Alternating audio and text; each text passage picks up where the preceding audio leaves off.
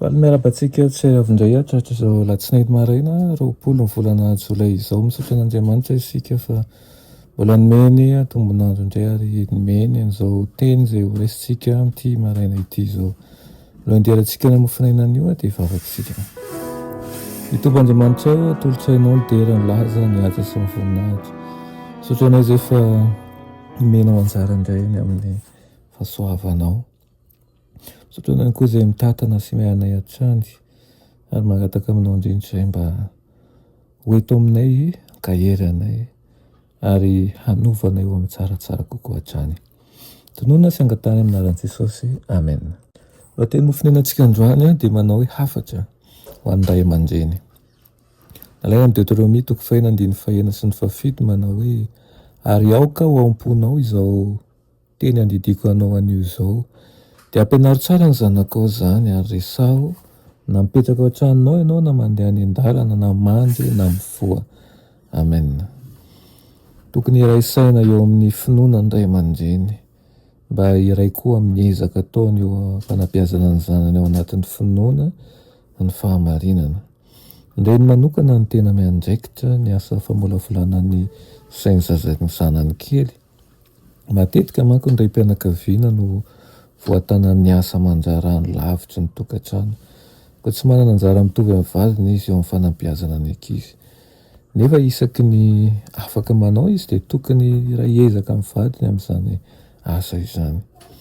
Kely loatra ny ezaka voafaritra natao mba ny manana ny zanantsika ho amin'ireo fitsapana izay tsy maintsy hatrehan'ny rehetra eo amin'ny fifandraisana amin'izao tontolo izao sy ny fitaomana.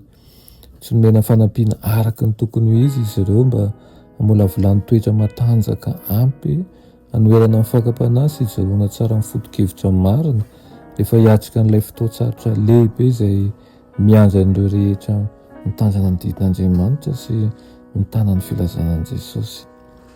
Mila mahatakatra an'ireo fakapanahy izay hatrehan'ny tanora isan'andro ny ray aman-dreny mba ahafahany mampianatra azy ny fomba andreseny an'izany ihany koa ary mila mifantoka ihany koa ao anatin'izany satria misy hery miasa na eny an-tsekoly sy eto amin'izao tontolo izao izay tokony ho tandreman'ny ray aman-dreny. Tsy tian'Andriamanitra hifantoka amin'ny zava-poana na fananaram-po ary ihany koa ny faniriana araka izao tontolo izao isika fa hibanjina kosa n'ilay valisoa be voninahitra sy mandrakizay ho an'indray izay manatanteraka ampaharetana ny hazakazaka napetraka eo anoloana eo amin'ny filazantsara. Tiany ianao, tiany aho hitaina ny zanantsika hiala amin'izay rehetra mety hampanalavitra azy amin'ny Kristy. Ho avy tsy ho ela manko izy ary tsy maintsy miomana ho amin'izany fotoan-dehibe izany isika. Aoka ny fiainantsika andavanandro ao tokantrano ao izany aneho an'ireo foto-kevitra izay velon'ny tenin'Andriamanitra.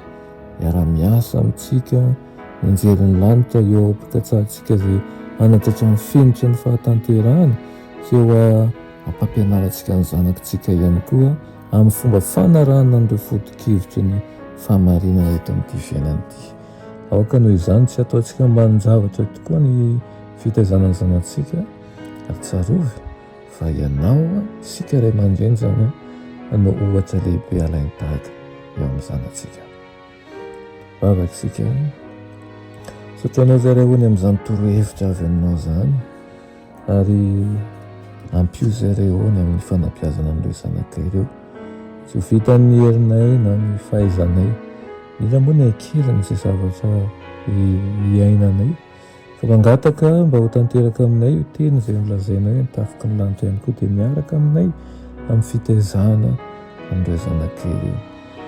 Toy izay mba ohatra marina ho azy ireo ihany koa ka mpanjaka ny fahamarinana ny tokantrano misy anay. Anaran'i Jesosy. Amen.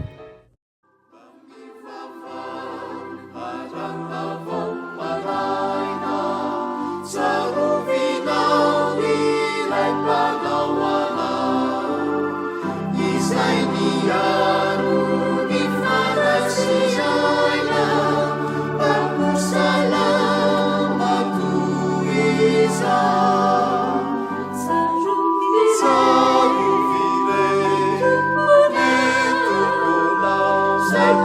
Ram